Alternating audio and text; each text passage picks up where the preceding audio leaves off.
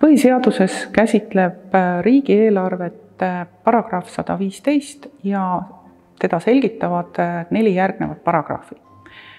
Paragrahv 115 koosneb 3 lausest. Esimene lause ütleb, et iga aasta kohta võtab Riigikogu seadusena vastu riigi kõigi tulude ja kulude eelarve.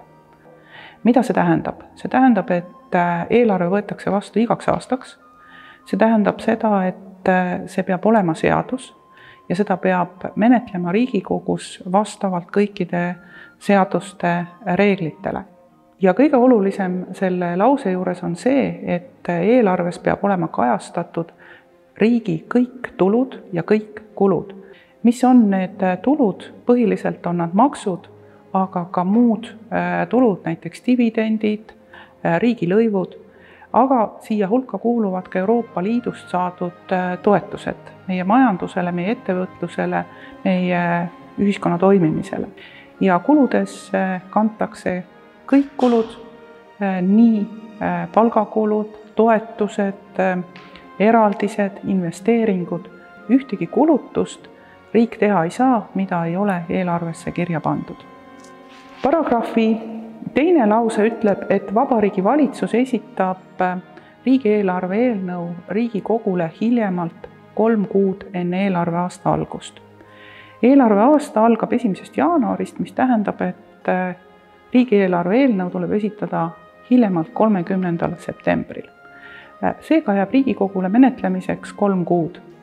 Kuna praktikas Riigikogu viimane istung on enne jõule, siis menetlemiseks on 2,5 kuud.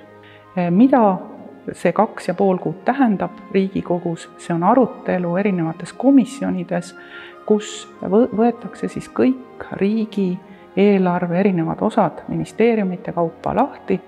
See tähendab arutelusid ka suures saalis ja muudatusettepanekute tegemist ja nende hääletamist.